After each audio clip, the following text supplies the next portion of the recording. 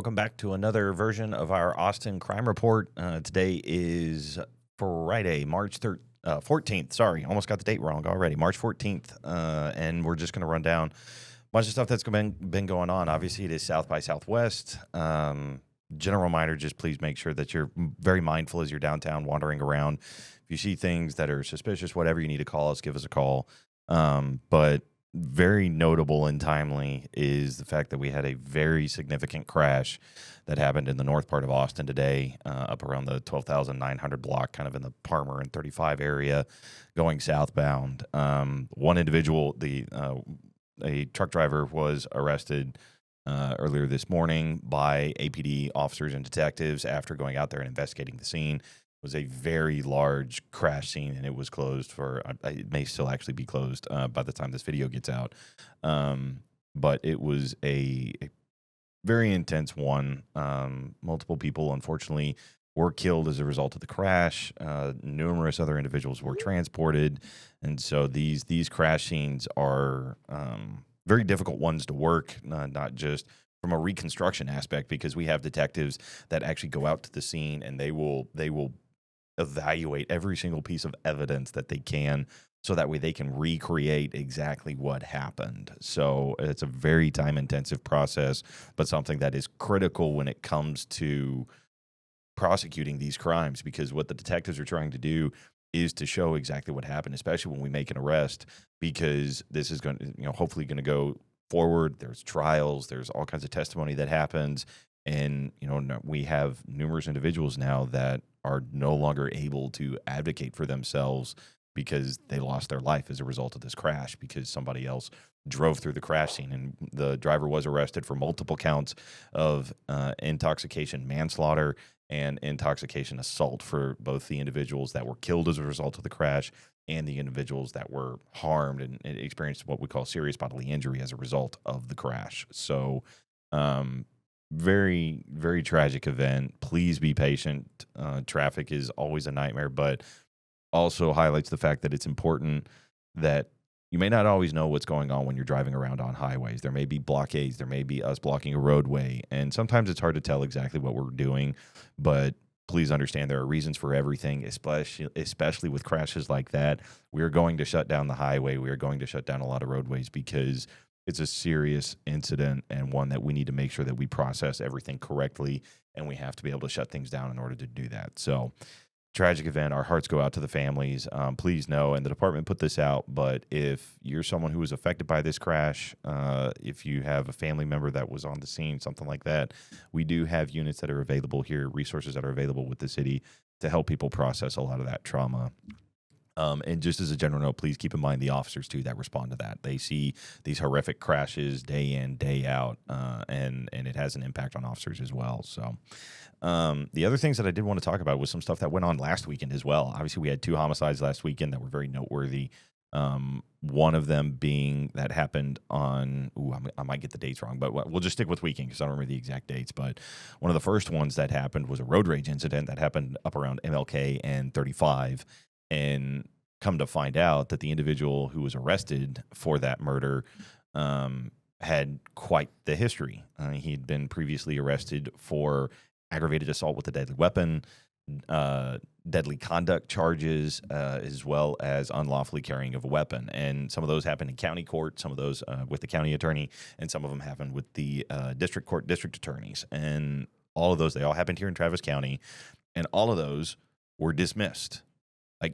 We're talking about felony offenses where someone had a weapon either illegally or had a weapon and used it either to threaten or to harm another individual, and yet the district and county attorney opted that we're not going to do anything about that, which is just unconscionable to me. And it is so difficult to understand how it is that we think that is an appropriate avenue or an appropriate way to administer justice. Because now, as a result of all of those things being dropped, I believe there's a very clear link that because this individual was not held accountable, it was like, oh, it's fine, I'm gonna keep doing what I've been doing, and now somebody is dead, right? And that's just, it's unacceptable that is the state of affairs that we have here.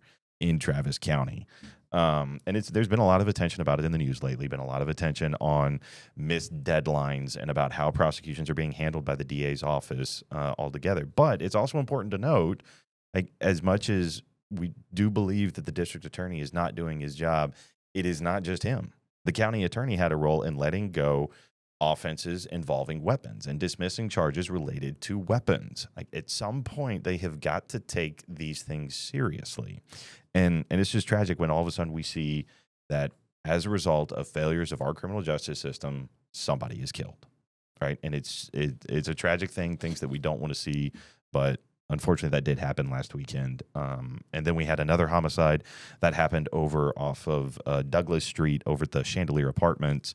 That one happened on Sunday, and it was a fairly high profile one. That occurred, and officers arrived on scene.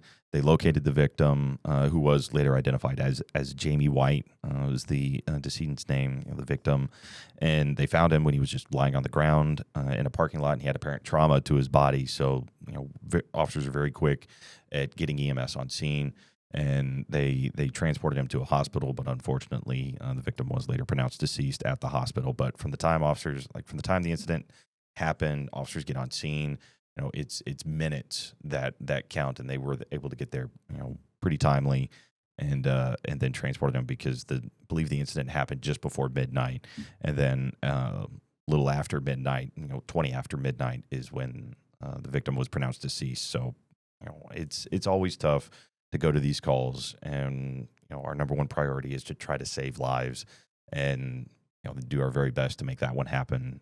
But unfortunately, in this incident, the victim did die. So as part of all of that, like, their initial investigation shows that they think the suspects that are involved, who did get away or had fled the scene prior to officers arriving, that they were potentially burglarizing Mr. White's vehicle, and then he may have tried to interrupt it or showed up, and then the incident happened thereafter that resulted in him losing his life. So if you were around the area, if you're around the parking lot, if you have any information, yet again, please contact us. Please contact the police department and share whatever information you have. Up on the APD page, there is a QR code where people can submit videos, potential evidence, all kinds of things. So if you have any information, it's just very important for people to be able to help us solve these crimes. When someone's getting shot and killed in a parking lot because they're trying to interrupt crime potentially, like, that's a tragic thing to happen. And a kind of a state of affairs when you look at Austin with a lot of the intersection between property crime and violent crime. This is a prime example of the consequences of not enforcing a lot of that. So, Christopher, you want to add something to that? Yeah, you and I both were in the PIO game there for a bit, and so these are three pretty high-profile incidents that occurred over the last week, and a lot of video is coming out and a lot of speculation online. One of the things to keep in mind is why isn't APD putting out more information? Why isn't APD putting out more information? Obviously, detectives are aware of more things that are going on, and it's not coming out. And one of the main reasons why this information doesn't get put out is because if there's a potential witness who is out there that saw something, you don't want to taint their perspective. You want it to be as honest as can be. And so if APD comes out and starts releasing 10-page documents laying out the exact details of what happened, and then a person comes forward and it's like, I saw everything. Okay, well, did you really see everything, or are you just regurgitating what they already put out? So be patient as these things evolve. It'll all come out in time, but that's just how detectives like to operate, and that's good police practice. So yeah, it's what we call, maintaining the integrity of the investigation. It's something that you may hear, said on news, on TV, on PIO briefings. I know I've said it in the past, but yeah, you and I both. Yeah, that's a real thing where we don't want to, like Christopher said, we don't want to taint somebody's perspective. If someone is a witness to something, we need their unbiased, statement. Like, we need something where we haven't impacted the potential outcome of that statement. So, and part of that usually means that it's limited information that gets released. So I know a lot of times for people it's frustrating. It's like, well, why can't you just tell us? It's all going to come out eventually. But the reason it comes out eventually is because we need to be able to show that these are facts. They were obtained, the right way, that they were obtained through, best practice standards, all these other kinds of things. So, be patient, please, and understand that's usually why information is very limited, but it's a good point. Yeah. A few other things that we do want to highlight just going on around the city is, as usual, detectives are needing help with a couple of different cases. One of them is from earlier in February that happened up around the 7700 block of Burnett Road. And our criminal investigation division is asking for help. We had a elderly individual that was assaulted. They're trying to identify the male suspect that assaulted an elderly female. This happened at about 9:20 in the morning back on Sunday, February 9th. There was one male and then an elderly female that were involved in a verbal disturbance on a bus in that 7700 block of Burnett Road. And the male wound up assaulting the elderly female, and then a bystander was able to intervene, and physically restrain the male suspect, but then he began assaulting her as well. So we're trying to identify this male suspect. It's a black male in his early 30s, thin build. He's got short black hair with like a patchy beard. So if you were in that area that time and you saw anything, have any leads, able to help us identify him, please reach out to our criminal investigations division with APD and provide whatever information that you can. Another one comes. This one's actually back from August 26th, and this is an attempted sexual assault where we're trying to identify the suspect. So I will tell you, our sex crimes unit has so many phenomenal detectives that do incredibly difficult work, and these cases are often extremely time intensive and difficult to work. So they've exhausted all other options in trying to identify this person.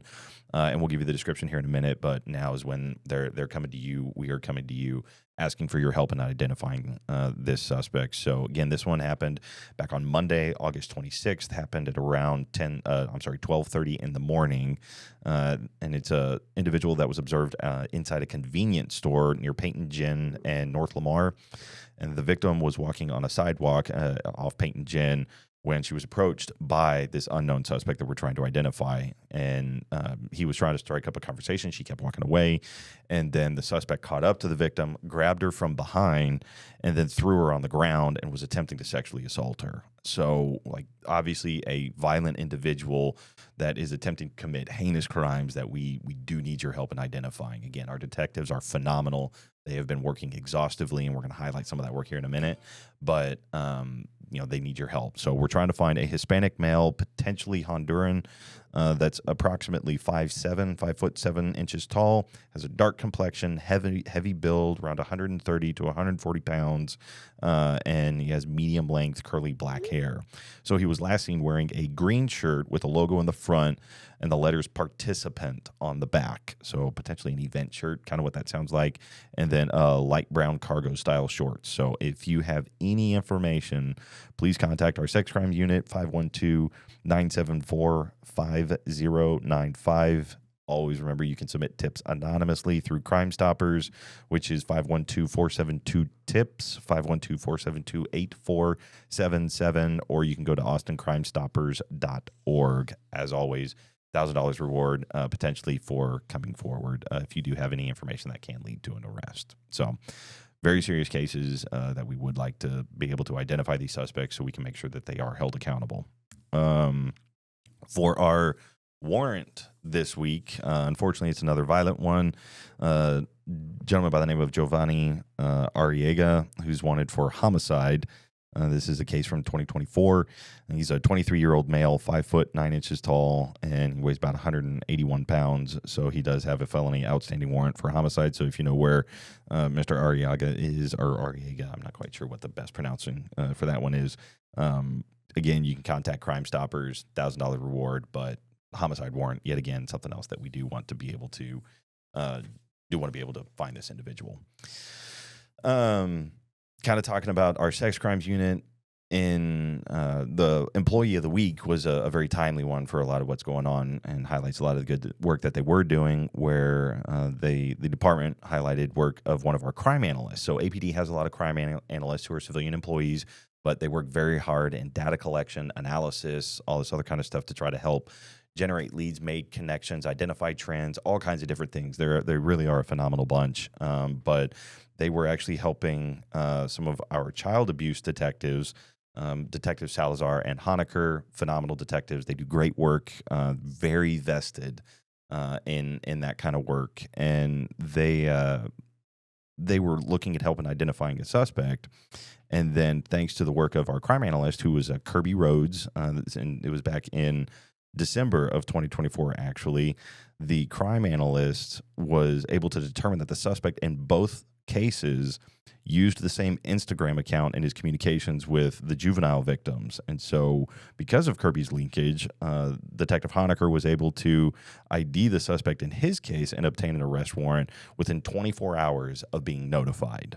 So, and had it not been for Kirby's diligence and for reviewing these reports and doing the phenomenal work that they do and discovering the linkages between those two reports, we may not have been able to identify the suspect's identity. So she did a phenomenal job in helping solve these crimes, and so it was also worked in identifying additional survivors in a series of sexual assaults that have been committed by the same suspect. So great work by her, and like I said, the whole crime analyst team really does a great job. So very happy to see that work be highlighted. Then lastly, going to highlight our fallen officer. Again, we try to highlight, remember, honor our fallen officers who have been killed in the line of duty, as you know, within the week that we're doing these episodes. So back on, it would have been, this is kind of for the upcoming week, but this is for Officer Cornelius L. Fahey, who was shot through the abdomen and killed by a drunk suspect on Congress Avenue in the first hour of the day. Suspect fled the scene on horseback, but was later apprehended several miles away. This was the first Austin PD officer who's known to have died in the line of duty. So a significant highlight for us. And no matter when things happen, no matter when, whether it be back when APD was first formed or now, that sacrifice is always significant and things that we want to remember and highlight. So that's everything that we've got for this episode. We'll see what the next week holds and what kind of comes up there. If you want to give us feedback, if you want to send us ideas, things that you would like to hear us talk about, please leave us a comment, drop something, send us a line, just giving us feedback on what we can help with, getting information out or whatever the case may be, things, like I said, that you're interested in. But until then, stay safe, stay vigilant, and stay tuned.